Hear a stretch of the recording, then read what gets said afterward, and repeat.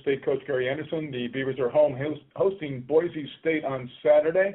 We'll go ahead and take questions for Coach. Your first question comes from the line of Dave Sutherland, Idaho Statesman. Hey, Jay. How you doing today? I'm good, Dave. How are you? Good. One of the first ask you about how Darryl kind of ended up coming to Oregon State. I wasn't sure if if you recruited him much when you were there, and just kind of how that path ended up working out and what he's been able to do for you guys. Yeah, we prior to us leaving, we went to Wisconsin. We were in the recruiting process, and then when Matt got the job, Matt wanted him. He obviously stuck with his commitment to go to Utah State and was excited about it. And as time went on, it just things work out in different ways. He expressed an interest to Coach Wells. We talked about it, communicated it, and myself and Matt were in the middle of the process, and that's what Darryl wanted to do. And we had a spot for him. So that's kind of, in a nutshell, basically how it all went down. It was, communication on both sides like it should be in that spot, and obviously my respect for Utah State is extreme, and he's with us now. I'm glad we got him. What's he been able to do that's kind of impressed you guys and enabled him to start, when he had the first opportunity to? Well, first of all, he's our best quarterback. He's done a great job with some leadership, and we've gone through some obviously hard times, and we're right in the middle of a big boy fight, and we're in the hard part of a fight. And he stayed stable, he stayed consistent.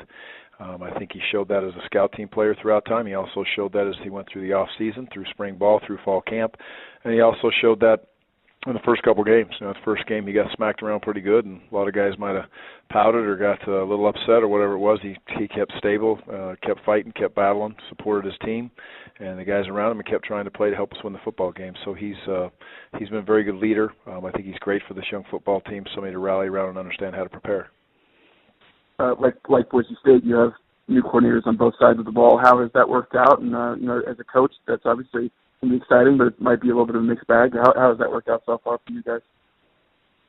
Well, it's been, we're moving along. So we didn't skip a lot of steps with the coordinators. The transition on offense was a fairly simple and clean and easy process, and all the coaches that were here are all in and jumped on board, and away we went. So I don't think that was really much of a distraction. And on the defensive side of the ball, there were some similarities to what we were trying to do the first year and what we brought in, and what Kevin has done as far as building building the defense. And so I think there were, two moves that I felt was needed, and we'll see exactly how it goes. We're 2 games in, so stay tuned. Something's going to happen.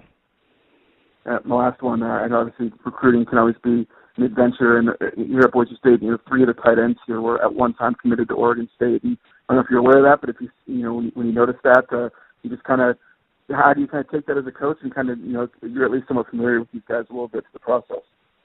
Yeah, I did not know that. They're good players, so they're doing a good job. Boise State is a quality program, which you know as well as I know, and they got good players all over the place. I think they've done a very good job of recruiting, and have done that for many, many years. They have a plan, they stick to it, and hats off to the coaches that are there now, the coaches who were there before, that they have a formula, they have a system, they stick to it, it works, and they got good players. Well, in turn, they win football games with good coaches and good players. It's a pretty good recipe to have a chance to win. Your next question comes from the line of Mike Singer, Rivals.com. Hey, Coach, do you expect Christian Wallace to play this year, or do you think he'll end up redshirting? I think he'll redshirt. We're far enough into this process that you want to do what's right for kids and get him in the right spot, and he would have a lot of ground to make up to be able to get on the field this year. So I would anticipate him redshirting. Sure. And same question for Isaac Garcia? Same. Those kids are still going through a process of where they're going to sit, both of them. But I would anticipate both redshirts. Thanks, Coach. Your next question comes from the line of Mike Wilson, CampusPressBox.com. Hey, Coach, got questions. Got one question for you here, but what can your guys take from their win over Idaho State last week into their game this week? Well, number one, it's a victory, and when you are where we are in this situation of building and growing, wins are great to get. Understand how to handle yourself after a win, how to understand how to prepare after a win. But then there's a ton of stuff on that tape that we can take from a positive way, we can take from a coaching standpoint in the good and in the bad, understanding more about our team through the kids on the team, through the coaches, as far as who we are, what we're going to be, what our strengths are, what our weaknesses are, and what we're just okay at. So, it's great to learn with the W. There's absolutely no question, but we don't really treat it any different than that. It's one win, and we're in the business to go out there and prepare a team and have them get their best shot. And these kids are playing hard, but one win does nothing more than give you an opportunity to win two. And in my mind, and I tell the kids this all the time, until you get to 6, then you have a chance for a reward. So that's something that's good. And 6 and 7 is great. 8 and 9, 6 and 7 is good. 8 and 9 is great. And 10 plus is you're an elite team. So until you get to 6, you've won one game and gives you an opportunity to win 2, and then you want to continue onward. Now, I know you kind of touched on it just a little bit ago with the good players and the good coaches out there in Boise. But what specifically concerns you with them heading into Saturday? Oh, geez, number one, I remember when Chris Peterson was there forever and ever and ever, and I know it's definitely a staple of the program still, at least I'm sure it is they have kids that love to play football, and they love to prepare. They're going to play hard regardless of the situation, up, down, right in the middle, fourth quarter, first quarter. And that's a big thing. They have smart kids. They have schemes that have held true for a number of years, so there's carryover year after year after year. They tweak what they want to tweak for their personnel, but it's still consistent, so the learning curve is really good for them. And then you just see the stabilized program. You look at all these offensive linemen, and I think I'm right when I say this. I can't 100% say it, but I think 4 of those 5 starting offensive linemen were all red shirts, or they were all red shirts as they came in. That shows a program that's bringing in young players and redshirted them, assuming they redshirted early, which I don't know that either. But when those kids are coming in and you see that a lot of R's before their junior class or senior class, and you see that, and it's a program that's established and well developed. I think they recruit well, and they recruit a lot like we do. They recruit developmental guys in some certain spots. They'll take the great one whenever they can get him.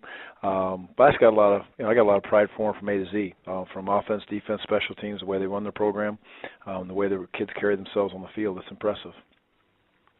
All right, thanks, Coach. Uh-huh. And your next question comes from the line of Robert Junin, Insiders. Hey, Coach. How's it going? Good. How are you? Doing all right.